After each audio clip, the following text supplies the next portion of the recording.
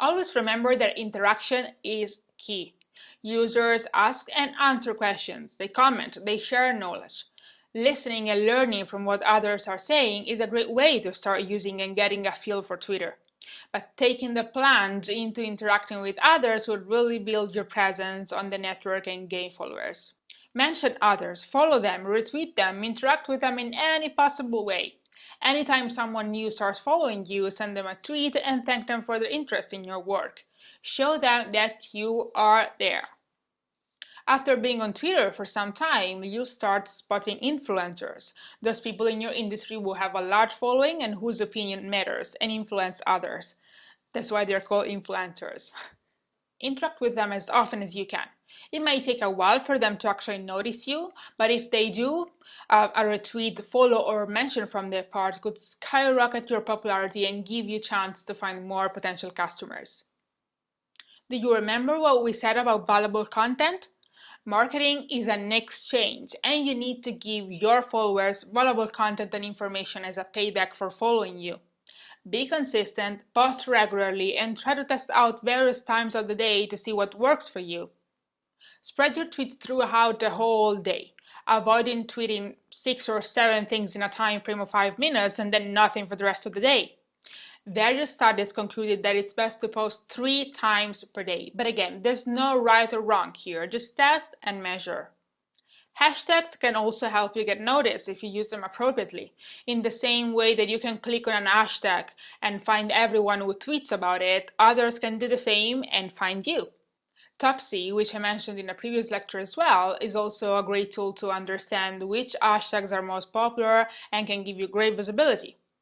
Once you create a substantial following, you can launch your own hashtag as well and use Topsy to track how people are using it.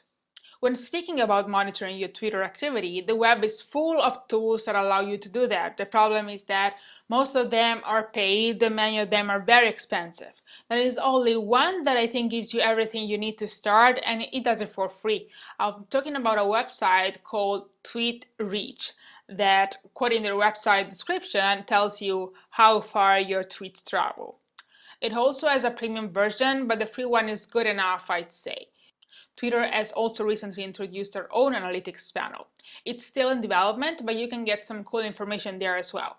You need to visit ads.twitter.com and click on Analytics, and you will access your own analytics panel. While Facebook is focused primarily on demographic data, Twitter is more about interests. Moreover, since many users tweet from mobile phones, you have pretty detailed information as to what type of device you use. In terms of location, I found that Twitter data are not too relevant because, as we mentioned, many people do not add their real location to their profile or their tweets, so Twitter doesn't have this kind of information for everyone. Let's say that Twitter shows you what they have and use data from that sample to give you statistics about your whole audience. So Facebook is definitely more accurate in this sense.